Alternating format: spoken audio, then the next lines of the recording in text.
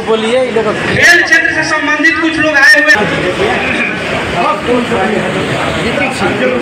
ऋतिक सिंह जी खेला करना चाहते थे। रामजीवन बाबू का क्षेत्र है और मेरा भी क्षेत्र 6 साल है, लेकिन हम सत्ता बाबू के मुराद में जाके देखे, कुछ रिपेयरिंग कराए, लेकिन संपूर्ण काम नहीं कराए।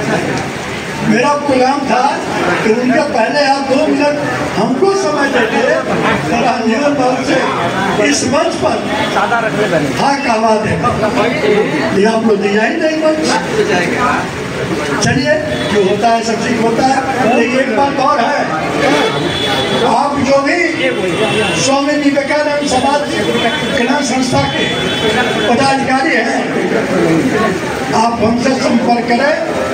हम लोग चले राधा चंद शाह जी का, उनका भी क्षेत्र है।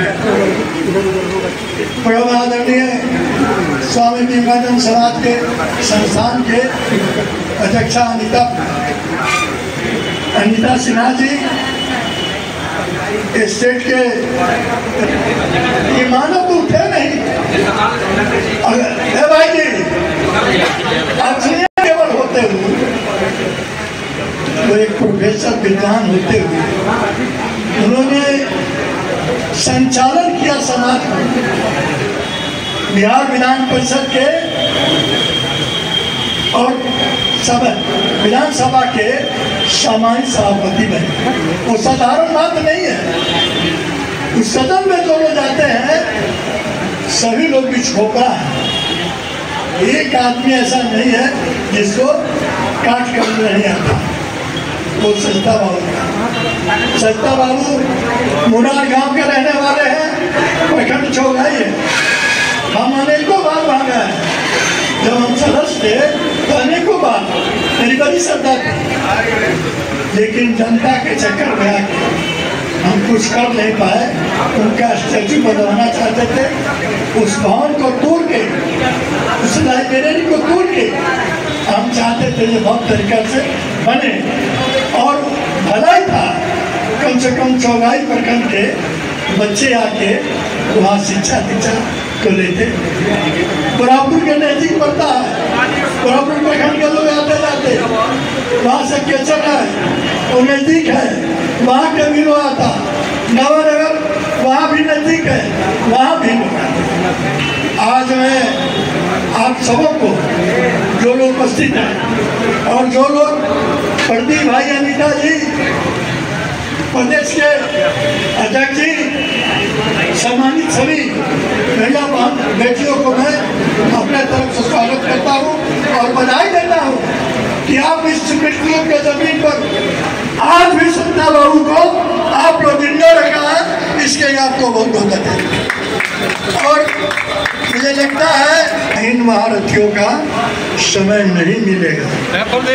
रूबी जी बेटी है, बहन है, हमारे घर के जब बोलेंगे हिंदू जी आएंगे, लेकिन ये जो महारथी लोग हैं, जो IAS बने, वही जिनको पता है कि आधुनिक बिहार के निर्माता हैं, संविधान सभा प्रतिबद्ध है, उन्होंने भी सदन में संविधान पर जब चर्चा हुई का नाम लेने का काम नहीं किया है। मित्रों, मैं किसी विचारधारा को आपके समक्ष जानना नहीं चाह रहा हूँ। ये नहीं कि मैं एक विचारधारा लेकर आया उसको मानिए। आप किसी भी दल, आप किसी भी व्यवस्था, आप किसी भी समाज के हो सकते हैं, लेकिन आप शाहबाद के सभी लोग हैं, यह तय है। इसलिए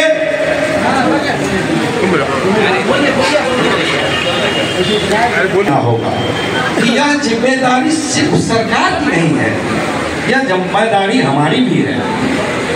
क्या हमने बिहार विधानसभा में यह प्रश्न उठाया कि एक जन्मजात चक्रवर्ती का बिहार के सिलेबस से क्यों निकाल कर फेंक दिया गया।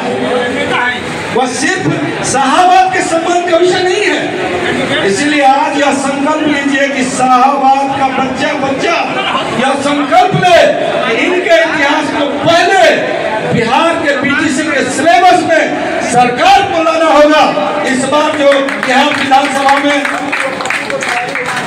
जब सर जी और मैं आग्रह करूंगा, आप लोग बहुत सारे लोग हैं, बहुत सशक्त लोग हैं, मजबूत हैं, सांसद से जुड़े हैं, विधायक से जुड़े हैं, अपने अपने विधायक को बोलिए कि प्रश्न काल में अध्यक्ष के सामने यह प्रश्न करे कि आधुनिक बिहार के निर्माता के इतिहास को क्यों नहीं पढ़ाया जाता है। उस पे एक रेजोल्यूशन बनेगा, 5 लोगों की कमेटी बनेगी, स्टडी होगा, कुछ डॉक्यूमेंट्स हम देंगे, कुछ दीपक भैया देंगे, कुछ ये देंगे, कुछ आप देंगे, तब जाकर यह पुनः बिहार के राजनीति सामाजिक पटल पर आएगा।